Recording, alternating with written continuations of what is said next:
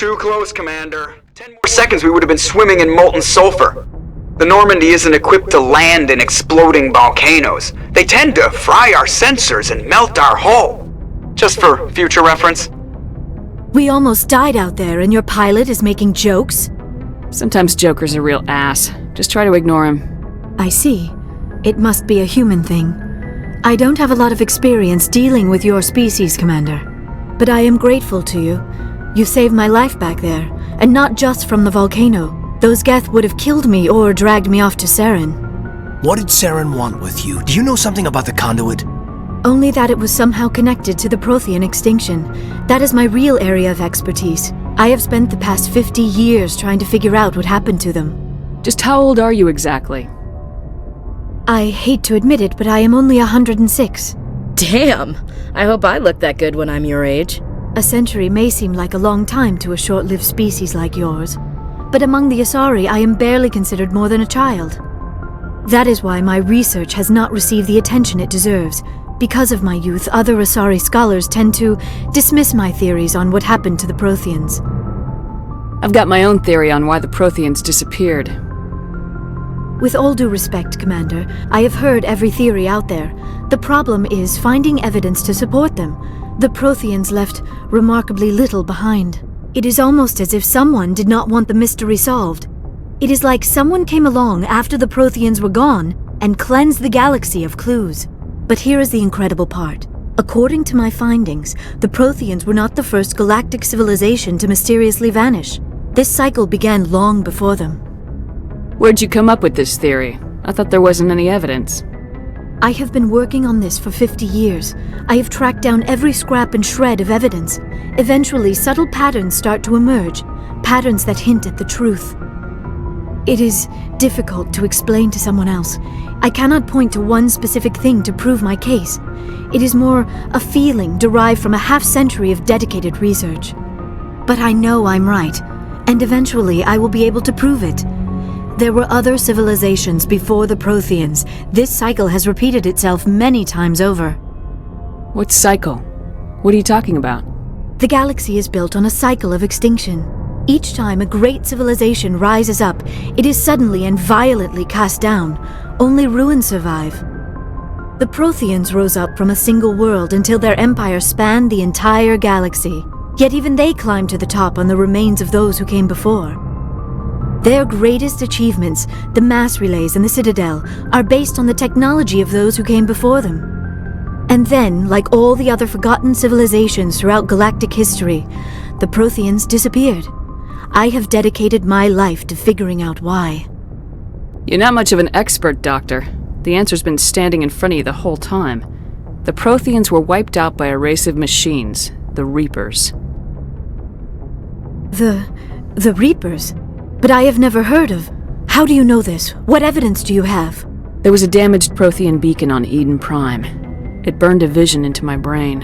I'm still trying to sort out what it all means. Visions? Yes, that makes sense. The beacons were designed to transmit information directly into the mind of the user. Finding one that still works is extremely rare. No wonder the Geth attacked Eden Prime. The chance to acquire a working beacon, even a badly damaged one, is worth almost any risk. But the beacons were only programmed to interact with Prothean physiology. Whatever information you received would have been confused, unclear. I am amazed you were able to make sense of it at all. A lesser mind would have been utterly destroyed by the process. You must be remarkably strong-willed, Commander. This isn't helping us find Saren, or the conduit. Of course, you're right. I am sorry, my scientific curiosity got the better of me. Unfortunately, I do not have any information that could help you find the conduit, or Saren. Looks like we wasted our time here. Wait, Commander. Saren might try another attempt on my life. I'd feel safer if you let me stay on your ship. Besides, my knowledge of the Protheans might prove useful later. And her biotics will come in handy when the fighting starts. We've already got every other non-human species on board. Might as well add an Asari to the team. Thank you, Commander. I am very grateful. Oh, I am afraid I am feeling a bit lightheaded. When was the last time you ate, or slept? Dr. Chakwa should take a look at you. It is probably just mental exhaustion, coupled with the shock of discovering the Prothean's true fate. I need some time to process all this. Still, it could not hurt to be examined by a medical professional. It will give me the chance to think things over. Are we finished here, Commander? Go see the doctor. The rest of you, dismissed. Mission reports are filed, Commander. You want me to patch you through to the Council? Don't bother. Aye, aye, ma'am.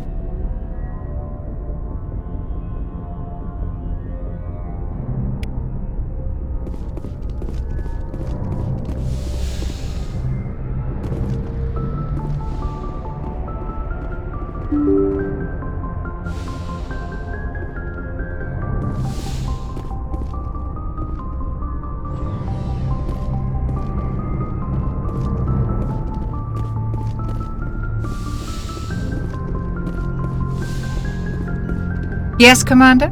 Is there something you need? I should go. Goodbye, Commander.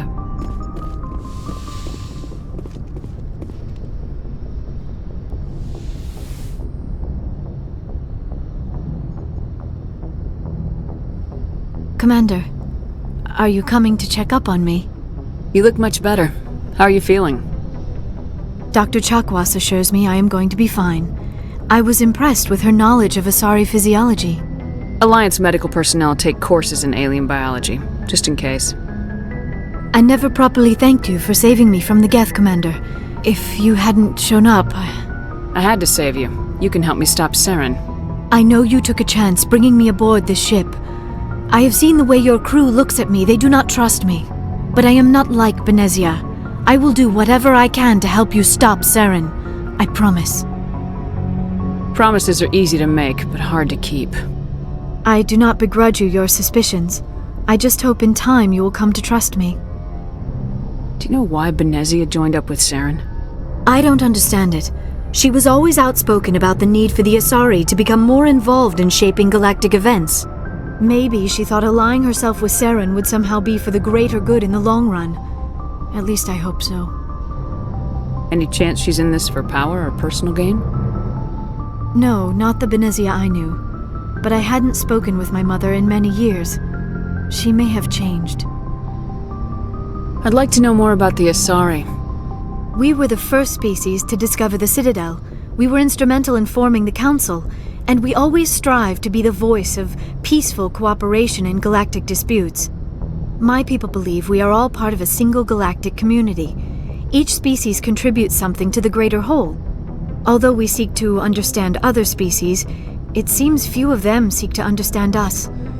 The galaxy is filled with rumors and misinformation about my people. Like what?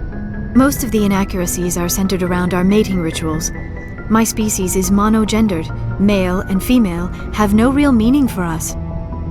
We still require a partner to reproduce. This second parent, however, may be of any species and any gender. So you'll have sex with anything? Now you see how rumors get started. Physical contact may or may not be involved, but it is not an essential element of the union. The true connection is mental. Our physiology allows us to meld with other beings. We can touch the very depths of their minds. We explore the genetic memory of their species. We share the most basic elements of their individual and racial identities. We then pass these traits on to our daughters. It is how we learn to grow as a species and how we develop a greater understanding of other races. What happens to your partner after the union? Every relationship is different. Some unions are a single encounter with both parents parting ways afterwards. Others can be more long-term. Sometimes an Asari and her partner will stay together for many decades. You Asari live for 1,000 years. What happens when your partner dies? Few sapient species live as long as my kind. We have learned to take a philosophical approach to our unions. We do not focus on the inevitable loss of our partners. Instead, we enjoy the time we spend with them. And even after they're gone, a part of them lives on in us. The union is a connection that transcends both time and space. Do you know who Matriarch Benezia chose as her partner? She rarely spoke of her partner. Though I know my father, if you want to use that term, was another Asari. I thought you always needed another species to serve as one of the parents. Think about it, Shepard. If we were not able to mate with our own species, we would have died out long before we ever mastered spaceflight and left our homeworld. Union with our own kind is no longer common, not for the purposes of reproduction. Most Asari believe it weakens our species. Asari daughters inherit racial traits from the father species. If both parents are Asari, then nothing has been gained, or so conventional wisdom would hold. I am what is sometimes called a pureblood, though no Asari would ever be cruel enough to say the word to my face. It is a great insult among my people. It is possible Benezia's partner was embarrassed by their union. She may have been too ashamed to publicly acknowledge me as her offspring. Why agree to the union if she didn't want any children? I cannot answer that. This is all speculation on my part. It is possible she wanted to be part of my life, but something happened to her before she had the chance. Benezia never spoke of her partner. Whatever happened, it caused her too much pain to dwell on it. She raised me by herself, though that is not uncommon. Many Asari raise their children alone, particularly if the father species is short-lived. Often the partner will pass on long before the child reaches maturity. I should go. Goodbye, Commander.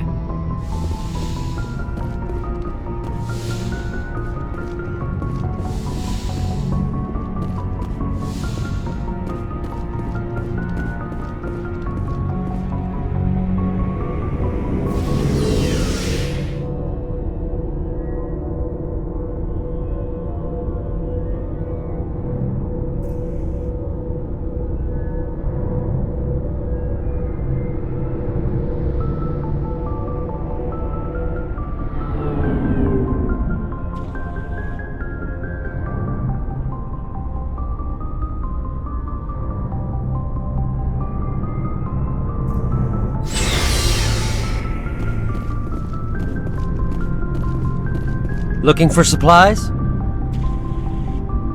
Let's see what you got. You bet, Commander.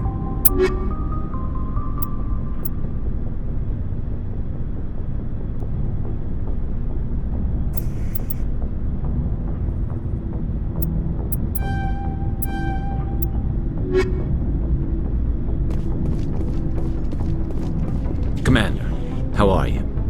Why did you want to be a C-Sec officer in the first place? That's a good question. There were several reasons, I guess. Like what? Probably the same as most officers.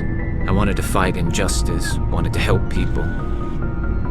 I guess my father had something to do with it too. He was C-Sec, one of the best. I grew up hearing about his accomplishments or seeing his picture on the vids after a big arrest. He's taking my resignation pretty hard. He's not impressed that you're going after Saren? My father's a C-Sec man to the bone. Do things right or don't do them at all, he says. He thinks I'm being too rash, too impatient. He's worried I'll become just like Saren. He actually talked me out of becoming a Spectre when I was younger, for the same reasons. You were asked to be a Spectre. Well, I was targeted as a possible Spectre candidate, me and about 1,000 other Turian military recruits. I could have received special training, but my father didn't like it. He despises the Spectres. He hates the idea of someone having unlimited power with no accountability. He wouldn't like you, Commander. No offense. Spoken like a true C-Sec officer. Yeah, it's a speech I've heard one too many times. But Saren's not going to play by our rules, C-Sec's rules. If you want to nail Saren, you need to send someone who isn't restricted by policies and procedures. You're a quick learner, Garrus. We'll beat him at his own game. It's the only way to stop someone like him. I'm right behind you, Commander. Commander? What's your opinion of the last mission? Not sure I buy Dr. Tassoni's story about her and her mom not talking. They're family, right? I'm not sure I believe it either. It's better to have her where we can see her. That makes sense. Too bad those ruins got destroyed. I mean, they lasted thousands of years. That's impressive. Do you have a few minutes to talk? One-on-one? Sure. I was hoping to get a minute of your time off the record. I keep an open-door policy. If you have any concerns, lay them on me. All right. I know things are different aboard the Normandy, but I'm concerned about the aliens, Vicarian and Rex. With all due respect, Commander, should they have full access to the ship? You don't trust their motives because they're not human. This is the most advanced ship in the Alliance Navy. I don't think we should give them free rein to poke around the vital systems. Engines, sensors, weapons. I share your concerns, Chief, but I'm under orders. Under orders to let aliens gather military intelligence? I can't believe that was the Alliance's intention. We, humanity, have to learn to rely on ourselves. Standing up for ourselves doesn't mean standing alone. I don't think we should turn down allies. I just think we shouldn't bet everything on them staying allies. As noble as the council members seem now, if their backs are against the wall, they'll abandon us. Yeah, the Council's had a grudge against us since the first contact war. I don't think it's a grudge. I think it's... Look, if you're fighting a bear and the only way for you to survive is to sick your dog on it and run, you'll do it. As much as you love your dog, it isn't human. It's not racism, not really. Members of their species will always be more important to them than humans are. These seem like deeply held beliefs, Williams. What made you think this way? My family's defended the Alliance since it was founded. My father, grandfather, great-grandmother, they all picked up a rifle and swore the oath of service. I guess we just tend to think of Earth's interests as our own. It doesn't sound like you've worked with aliens before. No, ma'am. Mainly I've been groundside, part of the surface garrison forces. I did get a rotation on a space station for training. Every Marine a rifleman, every rifleman ZG certified. That's odd. Your record is spotless and your technical scores are exemplary. You should be serving with the fleet. Anyway, that's why I haven't served with many aliens, Commander. I come from a military family too. My parents were both Navy. Anybody in your family we might know? Couldn't say, Commander. We probably have a lot in common. You join up to carry on the tradition? I'm here to put hypervelocity rounds through the heads of bad guys. Most satisfying part of the job, Commander. Alright, I can see where your concerns are coming from, Williams, but this is a multilateral mission. You're gonna have to work with aliens, like it or not. It won't be a problem, Commander. You say jump, I say how high. You tell me to kiss a Turian, I'll ask which cheek. I don't think kissing Turians will be necessary. You never know, Commander. Dismissed, Chief. Ma'am.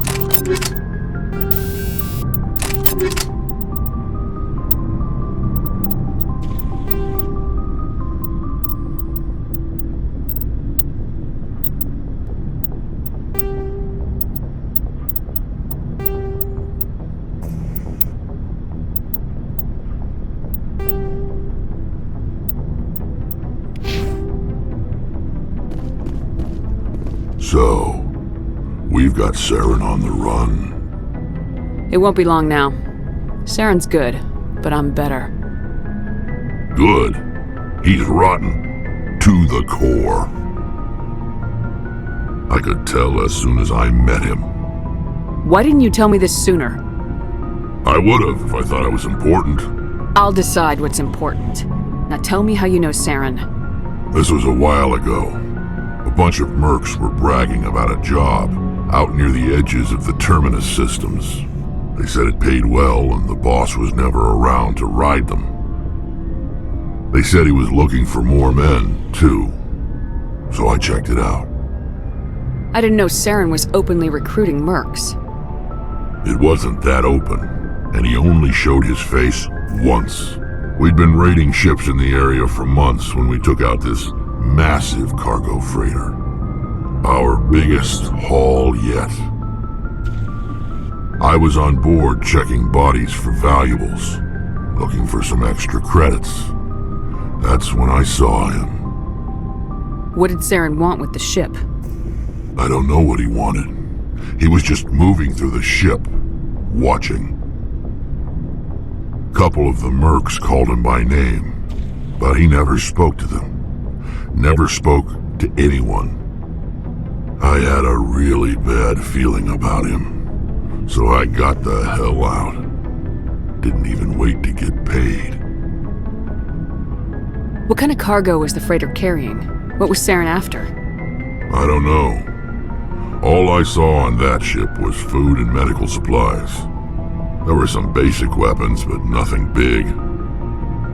If there was anything of value on that ship, I didn't see it. That's why I didn't mention it sooner. Whose ship was it? There was a Volus trading vessel. Big one. Lots of guards. But they were no match for us.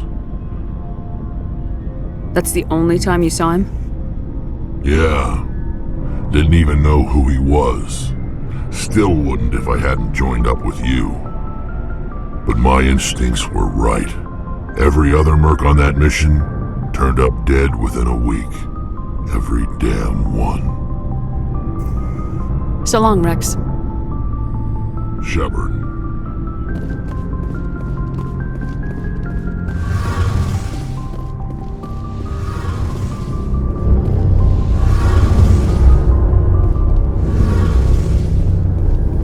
Oh, hello, Shepard. Are you okay? I don't know.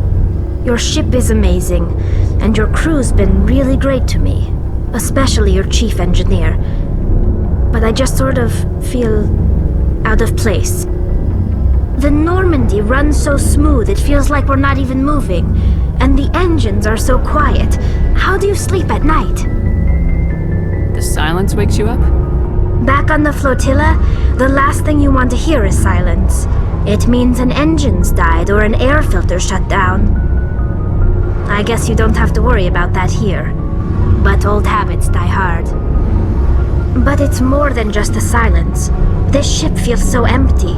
It's like half the crew is missing. Back home, I couldn't wait to go on my pilgrimage. I couldn't wait to get away from the crowds. Now that I'm out here, I kind of miss them. Sounds like the pilgrimage isn't just about finding resources for the fleet. Maybe it's about teaching you to appreciate your people and culture. You're probably right. We Quarians spend our whole lives traveling, but really we never leave home. The pilgrimage has given me a whole new perspective on our culture. You know, there's always a few who go on their pilgrimages and never return. I always assumed something bad happened to them, but maybe they just wanted a different life. Tell me about your people. Our lives aren't easy. Resources are scarce, and we are constantly on the move. Everything we do must in some way contribute to the continuation of the migrant fleet. There are 17 million Quarians in the flotilla, and each of us relies on the others for survival. The bonds among my people are strong. Unfortunately, we have had to surrender many of the freedoms and civil liberties other species take for granted. I want to talk about something else. Like what? I should go. See you later. Hey, Commander, you know that Quarian, Tally? She's been spending all her time down here asking me about our engines. I'll tell her to leave you alone. What? No, she's amazing. I wish my guys were half as smart as she is. Give her a month on board and she'll know more about our engines than I do. She's got a real knack for technology, that one. I can see why you wanted her to come along.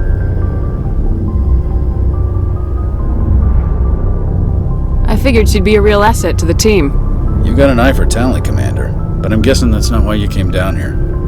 Where else have you served, Adams? If you name a class of Alliance ship, I've probably served on it. Everything from dreadnoughts and carriers right down to frigates like the Normandy. My last assignment was on the Tokyo, only a cruiser, but she was a good ship. Couldn't hold a candle to the Normandy, though. I want to know more about the Normandy. She's the best ship I've ever served on, probably the fastest vessel ever designed, and she's the only one using the new Tantalus drive core. What's so special about the Tantalus drive core? Proportionally, it's about twice the size of any other vessel. Not only are we faster, we can run at FTL speeds longer before we have to discharge the core.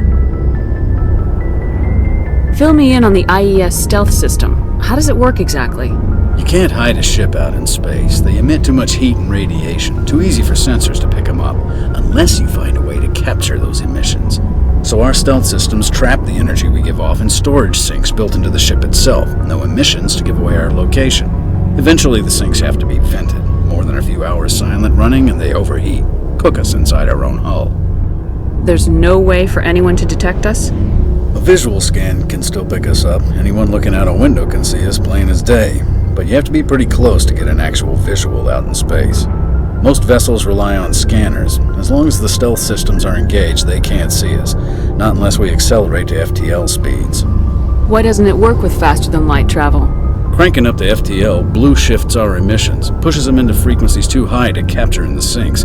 As soon as we make the jump, it's like setting off a flare. Sensors can pick up our location whenever we enter or exit FTL flight, but for short-range missions, our stealth systems are amazing, and we've got the only one. Carry on, Adams. Aye, aye, Commander.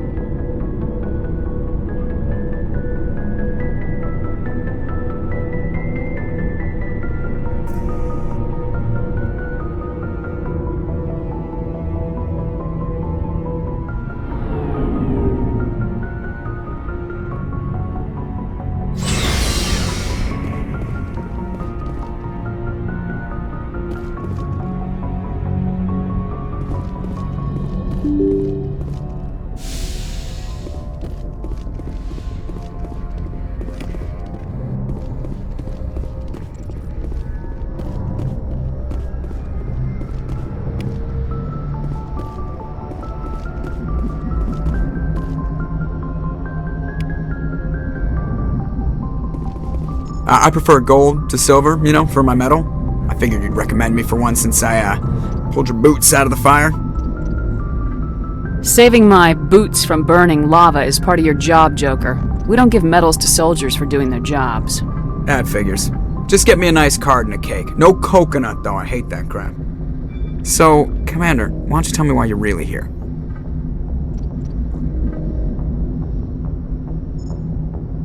I have to go.